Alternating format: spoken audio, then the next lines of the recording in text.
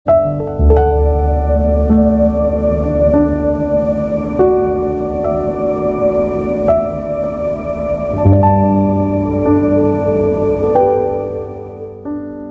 தியானத்திற்காக தேவன் நமக்கு தந்த வேத வசனம் ஆதியாகமம் 3வது அதிகாரம் 8வது வசனம். பகலிலே குளிர்ச்சியான வேளையிலே தோட்டத்தில் உலாவுகிற தேவனாகிய கர்த்தருடைய சத்தத்தை அவர்கள் கேட்டார்கள். அப்பொழுது ஆதாமும் அவன் மனைவியும் தேவனாகிய கர்த்தருடைய சந்நிதிக்கு விலகி தோட்டத்தின் விருட்சங்களுக்குள்ளே ஒளிந்து கொண்டார்கள்.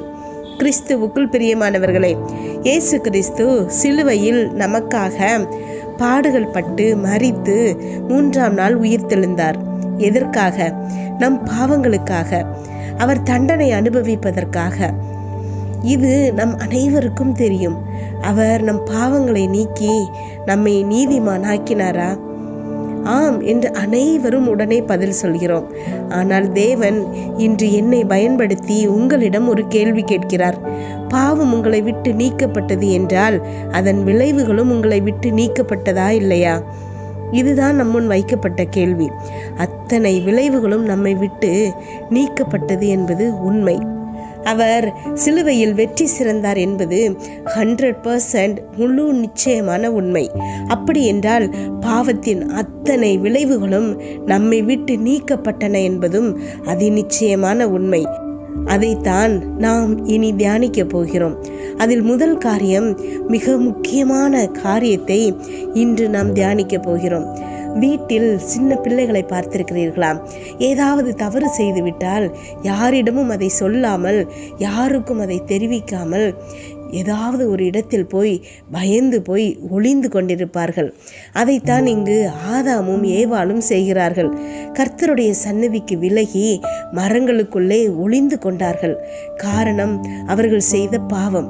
ஆக பாவத்தின் மிக முக்கியமான விளைவு அவருக்கும், அதாவது தேவனுக்கும் நமக்கும் இடையே இருக்கும் பிரிவு. இயேசு கிறிஸ்து சிலுவையில் இந்த பிரிவை, இந்த தடுப்பு சுவரை அடித்து நொறுக்கிவிட்டார். நாம் இனி எந்த குற்ற உணர்ச்சியும் இல்லாமல் அவரை கிட்டி சேரலாம். தைரியமாக கிருபாசன தண்டையில் போவதற்கான கிரயத்தை இயேசு கிறிஸ்து சிலுவையில் செலுத்திவிட்டார். இனி தயக்கமில்லாமல் அவரிடம் தாவி ஓடலாம். நாம் பாவிகள் இல்லை, நீதிமான்கள். ஆதாமும் ஏவாளும் தேவன் எப்படி குளிர்ச்சியான வேளைகளில் தேவனிடம் பேசிக்கொண்டிருந்தார்களோ அதே மாதிரி நம்மிடமும் அவர் பேச தயாராயிருக்கிறார்.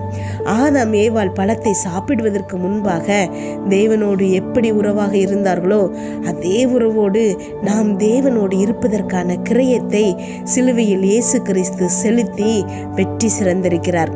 சிலுவையை நம்பும் நாம் இதையும் நம்பித்தான் ஆக வேண்டும். ஜெபிப்போமா? எங்கள் அன்பின் பரலோக தகப்பனே, இன்று முழுவதும் என்னையும் என் குடும்பத்தில் இருக்கிற ஒவ்வொருவரையும் நீங்கள் பாதுகாத்தீங்கப்பா. உண்மை நன்றியோடு துதிக்கிறோம், ஸ்தோத்தரிக்கிறோம். இந்த இரவு வேளையில் எங்களுக்காக நீங்கள் தந்த வசனத்திற்கு நன்றி ஏசப்பா. எங்களோடு நீங்கள் இருக்கீங்க, எங்களை பாதுகாக்கிறீங்க, எங்களை ஆசீர்வதிக்கிறீங்க ஏசப்பா.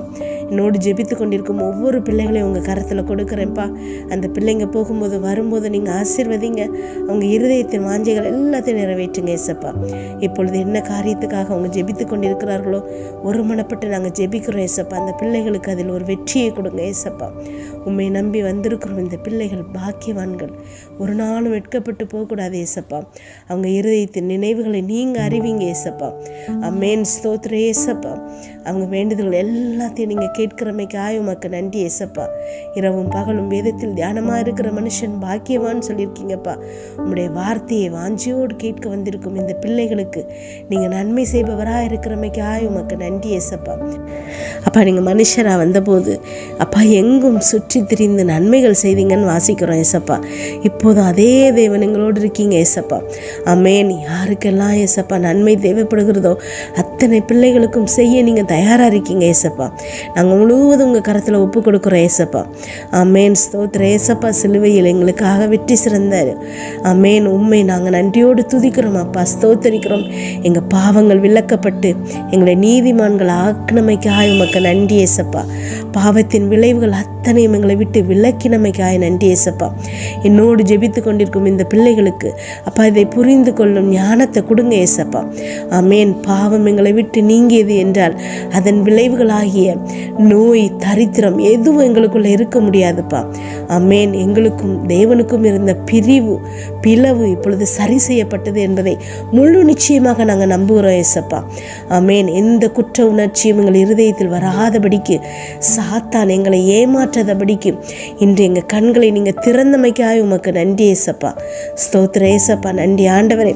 அப்பா, சாத்தான் எதை சொல்லி இவ்வளவு நாட்களாக ஏமாற்றி இருந்தானோ, நீ பாவி என்று இந்த பிள்ளைகள் மனதிலே சொல்லி ஆமேன் ஏமாற்றி வைத்திருந்தான்.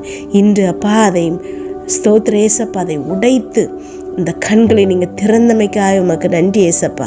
சிலுவையில் இயேசு கிறிஸ்து எங்களுக்காக பாவமாகி ஆமேன் எங்களை அப்பா நீதிமானாக மாற்றினமைக்காய் உமக்கு நன்றி ஏசப்பா. பாவத்தின் அத்தனை விளைவுகளும் எங்களை விட்டு நீங்கினமைக்காய் நன்றி ஏசப்பா.